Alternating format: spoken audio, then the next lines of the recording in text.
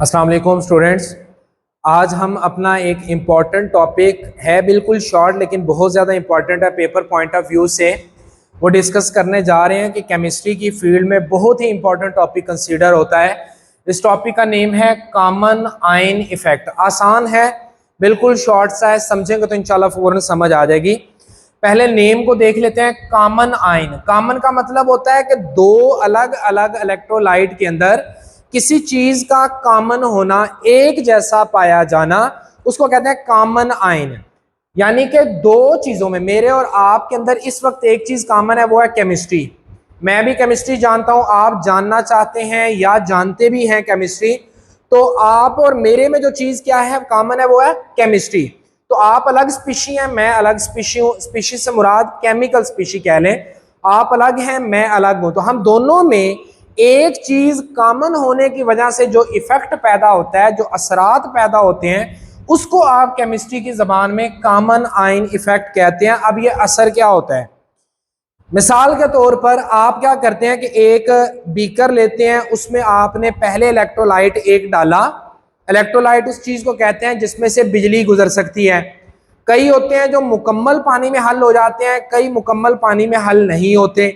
जो मुकम्मल पानी में हल हो जाते हैं उसको कहते हैं स्ट्रॉन्ग इलेक्ट्रोलाइट, और जो पानी में मुकम्मल हल नहीं होते, थोड़े हल होते हैं, उसको कहते हैं वीक इलेक्ट्रोलाइट।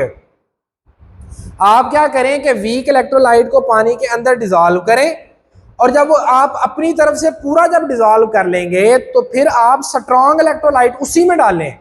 तो क्या होगा कि जो वीक इलेक्ट्रोलाइट है वो वापस से अपनी उसी हालत में तब्दील हो जाएगा जहां से वो आया था। मजीद एग्जाम्पल की मदद से हम इसको और समझेंगे। तो अब ये देखें, suppression of ionisation of a weak electrolyte, इसको समझें कि जो वीक इलेक्ट्रोलाइट है उसका पानी में हल होना दबाया जाता है, यानी कि कम हो जाता है, उसका हल होना कम कर दिया जाता है by addition of strong electrolyte. यानी कि उस इलेक्ट्रोलाइट को डालकर जो पानी में ज्यादा हल होता है, उसकी वजह से उस इलेक्ट्रोलाइट के हल होने को कम कर दिया जाता है जो मेरे बेटे पानी के अंदर पहले ही कम था। क्लियर हो गया। अब उनके अंदर क्या होने चाहिए, कोई कॉमन आयन होने चाहिए। मिसाल लेते हैं, KClO3 है कोई आपके पास सब्सटेंस है, इसको आपने पानी में हल किया तो ये टूट के बनाता है K पॉजिटिव और ClO4 नेगेटिव। इसको पानी में आपने हल कर दिया। अब आप चाहते हैं कि यार ये हल ना हो, इसको तो अभी आप पानी में हल करके गलती कर लें, इसको किसी तरीके से निकाल लें। तो आप कोई ऐसा इलेक्ट्रोलाइट डालें जो पानी में इससे ज्यादा हल होता हो, और उसके साथ इसमें से कोई एक आयन, बेशक वो ClO4 हो जाए, बेशक वो पोटाशियम हो जाए। तो मैंने जो मिसाल लिया, मैंने KCl की ले ली है। जब आप इसी पानी में, ये पूरा याद रखें, ये पूरा एक बीकर में हो रहा है, ये सारे का सारा जो काम है वो एक ही बीकर के अंदर हो रहा है।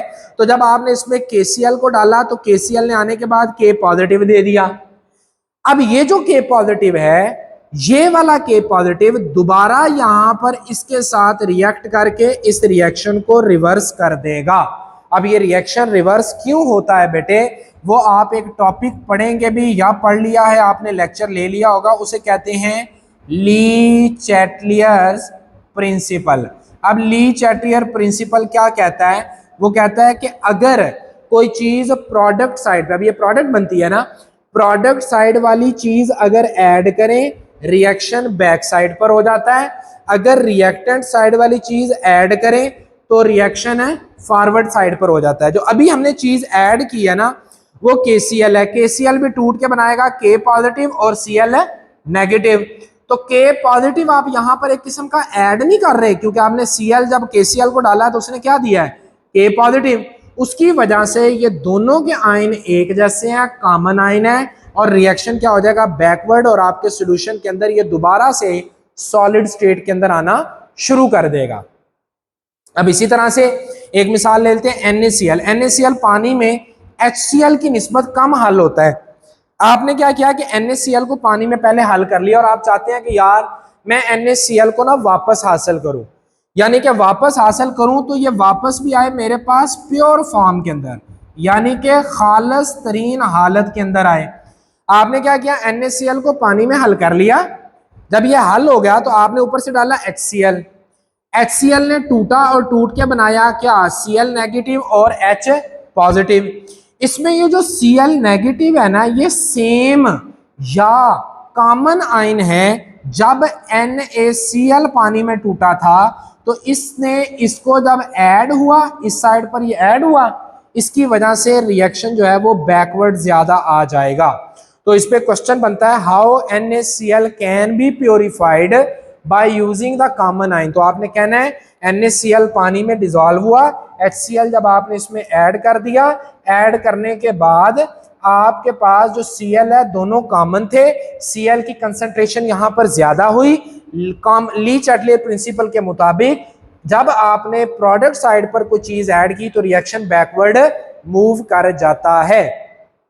अब जरूरी नहीं है कि आप यहां पर जो है वो NaCl को ही कॉमन आयन करें, आप यहां पर जनाबे वाला और भी कोई चीज ऐड कर सकते हैं, NaCN को भी ऐड कर सकते हैं।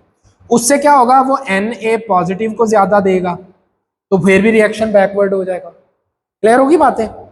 नेक्स्ट एग्जांपल, HF जो है वो पानी में हल जो है वो कम होता है या उसको कम हल होता है जब आप NaF को डाल दें।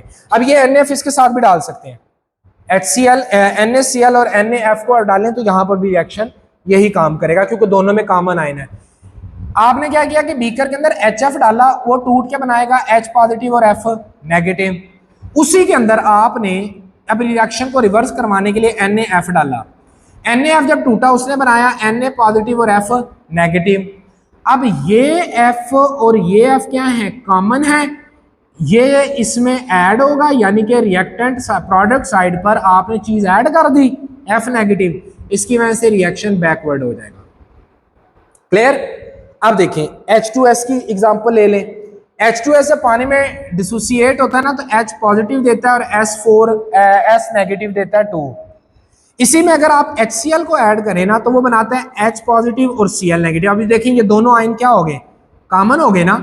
इसकी वजह से HCl चूंकि स्ट्रॉन्ग इलेक्ट्रोलाइट है, ये वीक इलेक्ट्रोलाइट है। वीक इलेक्ट्रोलाइट को ना मैंने डबल एरो से शो किया है।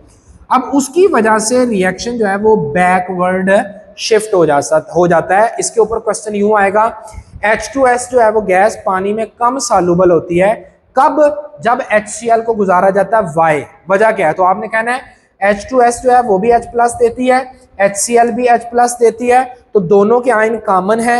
ली चैटले प्रिंसिपल के मुताबिक जब आप रिएक्टेंट प्रोडक्ट साइड पर कोई चीज ऐड करेंगे तो वो वापस किस में तब्दील हो जाएगी, रिएक्टेंट के अंदर ऐड हो जाएगी। अब सिमिलरली ये एक एग्जांपल है अमोनियम हाइड्रोक्साइड। अमोनियम आयन देता है और हाइड्रोक्साइड देता है, इसी के अंदर आपने डाल दिया NH4Cl। याद करें ये वाली जो एग्जांपल थी ये मैंने आपको पढ़ाई थी बफर सॉल्यूशन में भी। कौन से सॉल्यूशन में, एक टॉपिक पढ़ा था बफर सॉल्यूशन, वहां पर भी हमने इसकी एग्जांपल जो है वो डिस्कस कर रखी है। अब देखें ये टूट के NH4 बनाया, OH बनाया, जब आपने इसमें डाला NH4Cl डाला तो उसने भी दिया NH4 और दोनों आयन कॉमन हो गए तो इसकी सॉल्युबिलिटी कम हो जाएगी। दोबारा से क्या बनना शुरू हो जाएगा, NH4OH बनना शुरू हो जाएगा और NH4Cl जो है ये ज्यादा सॉल्युबल हो जाएगा। यानी कि आप देखें ये वीक इलेक्ट्रोलाइट है, ये मोर इलेक्ट्रोलाइट है। अब जब सोल्यूशन आप चेक करेंगे उसमें ये ज्यादा होगा, ये कम होगा। इसी तरह से इन दोनों में ये कम हो जाएगा, ये ज्यादा हो जाएगा। इसी तरह से इन दोनों के अंदर ये ज्यादा हो जाएगा, ये कम हो जाएगा, क्योंकि ये मोर सॉल्युबल है, ये स्ट्रॉन्ग इलेक्ट्रोलाइट है और ये क्या है, वीक इलेक्ट्रोलाइट। ये पहले ही जो था ये पहले बेचारा थोड़ा हाल था, ठीक है, तो उसके अंदर इसको जब ऐड किया तो वो मजीद उसकी जो सॉल्युबिलिटी है वो क्या हो गई, कम हो गई है। क्लियर है। वो कहते हैं वो आए हमारी कब्र पर 2 फूल चढ़ा गए, हम पहले से दबे थे हमें और दबा गए। ठीक है, तो सिमिलरली ये पहले ही जो है वो कम हल था, इसकी वजह से जो गया गुजरा हल था भी ना वो भी वापस हो गया और इसकी सॉल्युबिलिटी और डिक्रीज हो गई। क्लियर है। तो अब इसकी वजह से इसकी सॉल्युबिलिटी कम हो गई, इसकी वजह से इसकी सॉल्युबिलिटी कम हो गई, इसकी वजह से इसकी सॉल्युबिलिटी कम हो गई। ये आप प्रैक्टिस खुद कीजिएगा, इसकी वजह से इसकी सॉल्युबिलिटी कम हो जाएगी। और इसका जो आंसर है वो आप कमेंट सेक्शन में लिखिएगा कि कौन सा आयन इसमें कॉमन है और किसकी वजह से सॉल्युबिलिटी कम हो गई। इसकी वजह से इसकी हो गई और इसकी वजह से इसकी सॉल्युबिलिटी जो है वो डिक्रीज होगी। यानी कि एक स्ट्रॉन्ग इलेक्ट्रोलाइट की वजह से अब ये वाला क्या है आपके पास, ये स्ट्रॉन्ग इलेक्ट्रोलाइट है जिसको मैंने कंप्लीट एरो से शो किया हुआ है, और ये क्या है आपके पास, वीक इलेक्ट्रोलाइट है जिसको मैंने डबल एरो से शो किया हुआ है। तो स्ट्रॉन्ग इलेक्ट्रोलाइट की वजह से वीक इलेक्ट्रोलाइट की सॉल्युबिलिटी, हल पजीरी सप्रेस हो जाना, दबाए जाना, कम हो जाना, डिक्रीज हो जाना, इसको मेरे बेटे क्या कहते हैं, कॉमन आयन इफेक्ट। और उनमें कोई कॉमन आयन जो है वो क्या होना चाहिए, कॉमन होना चाहिए। तो मेरे बेटे आज का जो छोटा सा टॉपिक है वो अपने इख्तिताम को पहुंचता है। उम्मीद करता हूं कि आपको इसकी समझ आई होगी। इंशाल्लाह मजीद लेक्चर में मजीद टॉपिक के साथ आपसे मुलाकात होगी। तब तक अपना ख्याल रखिएगा। फी अमानिल्लाह।